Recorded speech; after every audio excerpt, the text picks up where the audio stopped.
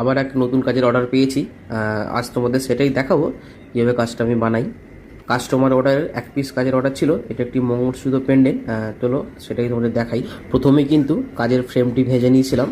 ভেজে নেবার পর মোবিল দেওয়া হয়েছে, দেওয়ার পর তারপরে এক লাইন কাটিং দিয়ে পুরোটাই সাজানো হয়েছে। আচ্ছা, তারপর এক লাইন একটা তার দেওয়া হয়েছে, 22-এর তার। আর তারপরে এখন যেটা দেওয়া হচ্ছে এইগুলো হচ্ছে 6 ডিগ্রি বলটা দেওয়ার পর আবার একটি পাক তার দেওয়া হলো। দেওয়ার পর তারপরে এইগুলো ছোটো ছোটো প্রদীপ কাটাই আছে, চেক্সের প্রদীপ কাটাই, ওটা পুরোটা এক লাইন দেওয়া হলো। তারপর কিন্তু আরও একটি প্লেন তার দেওয়া হলো। দেওয়ার পর উপরে একটা সেটিং পাথর। তো এখানে কাজটি কিন্তু সাজানো কমপ্লিট। এটাকে ভালো করে প্লাস্টার করে নিলাম। নেবার পর এটা শোকাতে আধ ঘন্টা সময় লাগে। তারপরে প্লাস্টারটাকে হালকা গরম করে পিসটাকে তুলে নিলাম। নেবার পর এটাকে ভালো করে আবার সোল্ডিং করে নিতে হবে। সোল্ডিংটা মোটামুটি প্রায় অর্ধেকটা হয়েই গেছে। এবার একটু সামান্য জল দিয়ে এগুলো তুলে নিলাম। এইবার কিন্তু এটাকে অ্যাসিডের মাধ্যমে সাফ করে নেবো। এখনও কিছুটা কাজ বাকি আছে, এবার ফিটিং ফেলতে হবে।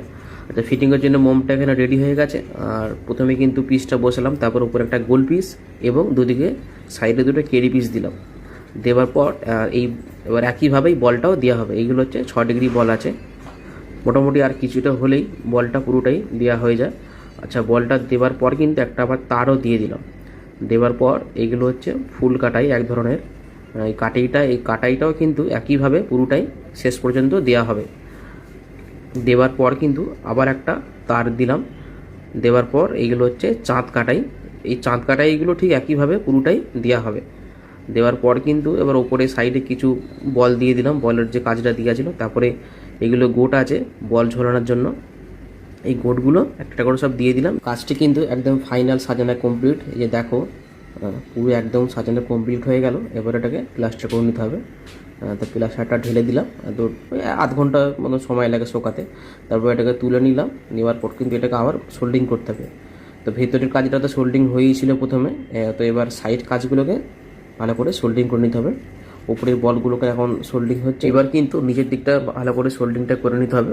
কাটিং প্লাস বলগুলো আছে, তো সোল্ডিংটা প্রায় হয়েই এসছে, আর কিছুটা হলে হয়ে যায়। তো এবার এটাকে ভালো করে সামান্য একটু জল দিয়ে তুলে নিলাম। আচ্ছা, এইবার কিন্তু এটাকে অ্যাসিড দিয়ে সাফ করে নেবো। সাফ করলে মোটামুটি কাজটা ফিনিশ হয়ে যায়। আর বলগুলো টাঙানো বাকি আছে। তো এই দেখো বন্ধুরা, কাজটি ফিনিশ হয়ে গিয়েছে। এক পিস কাস্টমার কাজের অর্ডার ছিল। তো এটা কিন্তু জেরক্স অনুযায়ী কাজ হয়েছে, নিজের মন থেকে কোনোটাই কিছু হয়নি। তাই জেরক্স যেমন দিয়ে হয়েছিল ঠিক তেমনটাই করা হয়েছে। নিচের বল থেকে ওপরের কাটিং যাবতীয় কিছু জেরক্স ফলো করে কাজ করতে হয়। তো কাজটি কেমন হয়েছে অবশ্যই কমেন্টে জানিও। আর যদি ভিডিওটি ভালো লাগে থাকে শেয়ার করে পাশে থেকো।